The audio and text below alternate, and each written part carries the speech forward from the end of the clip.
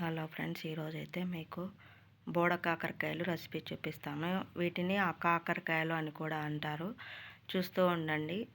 ఈరోజు దీని ఫ్రై చూపిస్తాను. అందరూ బాగున్నారా? నేనైతే చాలా బాగున్నానండి. మీరు కూడా బాగుండాలని దేవుణ్ణి మనస్ఫూర్తిగా కోరుకుంటున్నాను. ఇప్పుడైతే వీటిని సన్నగా ముక్కలుగా కట్ చేసుకుందాము. విత్తనాలు కూడా వేస్తున్నాను నేను. మీకు ఒకవేళ విత్తనాలు వద్దంటే మీరు తీసేసుకోండి. నేనైతే విత్తనాలు మా ఇంట్లో తింటారు కాబట్టి విత్తనాలు కూడా అలాగే వేస్తాను కట్ చేసి. మీరైతే తీసేసుకోండి నచ్చకపోతే. చూడండి, బోడ కాకరకాయలని ఇలా ముక్కలుగా కట్ చేసుకోవాలి. ఫ్రెష్గా ఉన్నాయి కాబట్టి విత్తనాలు కొద్దిగానే ఉన్నాయి. ఒకవేళ ముదిరిపోతే కనుక మీరు విత్తనాలు తీసేసుకోండి. మామూలుగా అయితే కాకరకాయ విత్తనాలు తింటే మంచిదేనండి. బోడ కాకరకాయలు ఇది తొందరగా అవుతుంది రెసిపీ. ముక్కలుగా కట్ చేసుకున్నాను. ఇప్పుడైతే ప్రాసెస్ చూపిస్తాను, చూస్తూ ఉండండి. ప్రాసెస్లోకి వెళ్ళిపోదాం. ప్రాసెస్లో ఇప్పుడైతే స్టవ్ వెలిగించి బాండీ పెట్టి బాండీలో ఆయిల్ వేస్తున్నాను. చూడండి, కొద్దిగా ఎక్కువే పడుతుంది ఫ్రై కాబట్టి. ఇదైతే ఆవాల నూనె, అందుకని కొంచెం మీరు రిఫైండ్ అయితే కొద్దిగా ఎక్కువనే వేసుకోండి. చూడండి, ఆయిల్ హీట్ అయిన తర్వాత అలా ఆయిల్ హీట్ అయిన తర్వాత అందులో కట్ చేసుకున్న బోడ కాకరకాయలు వేయాలండి. మంట ఆన్లోనే పెట్టుకోండి, హై ఫ్లేమ్లో పెట్టుకోండి. ఎందుకంటే సిమ్లో పెట్టుకుంటే ఫ్రై సరిగా రాదు. చూడండి, ఇది ఫ్రై అయ్యే లోపల దీంట్లోకి పప్పుల పొడి చూపిస్తాను ఎలా చేసుకోవాలో. చూడండి, మిక్సీ జార్ తీసుకొని మిక్సీలో అయినా వేసుకోండి, లేకపోతే మీ దగ్గర రోల్ ఉంటే దంచుకోండి. చూడండి, పప్పుల పొడికి చూపిస్తున్నాను. ఫస్ట్ అయితే వెల్లుల్లి వేసుకోండి. వెల్లుల్లి, అలాగే కొద్దిగా ఉప్పు. నేను ఎందుకంటే దాంట్లో వేయలేదు, దీంట్లోనే వేస్తున్నాను డైరెక్ట్.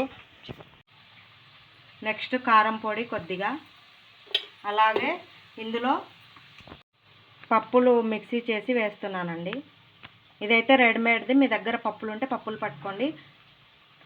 చూడండి, ఇదైతే పప్పుల పిండి నేనైతే ఇక్కడ మామూలుగా రెడీమేడ్గా దొరుకుతుంది, తీసుకున్నాను. మీ దగ్గర ఉంటే పప్పులు వేసుకోండి. అలాగే ఎండు కొబ్బరి కూడా వేసుకోండి. ఎండు కొబ్బరి ఆప్షనల్, వేసుకుంటే వేసుకోవచ్చు, లేకపోతే లేదు. నేనైతే స్కిప్ చేస్తున్నానండి. ఇది చూడండి, ఓన్లీ పప్పులు మాత్రమే వేసాను. మీ దగ్గర ఉంటే కొబ్బరి కూడా వేసుకోండి, అది ఆప్షనల్. ఓకే, చూడండి, ఫ్రై అయితే అవుతూనే ఉంది. దీనిలో మీకు ఎక్కువ ఆయిల్ అనిపిస్తే మళ్ళీ దాన్ని స్ట్రెయిన్ చేసుకోవచ్చు. అలానే ఏం కాదండి, తీసేసుకోవచ్చు పక్కకు. కొద్దిగా ఆయిల్ ఎక్కువే వేసుకోండి. ఫ్రై అవుతున్నాయి, ఫ్రై అయినాక పూర్తిగా చూపిస్తాను. చూడండి, మన ఫ్రై అయితే రెడీ అయిపోయింది, బోడ కాకరకాయ ఫ్రై. ఇప్పుడు ఈ ఆయిల్ని నేను తీసి పెడుతున్నానండి. కొద్దిగా ఎక్కువ అయింది కదా, దీన్ని తీసేసి ఇందులో పప్పుల పొడి కలుపుతాను. చూడండి, ఎక్స్ట్రా ఆయిల్ అయితే తీసేసాను పక్కకు.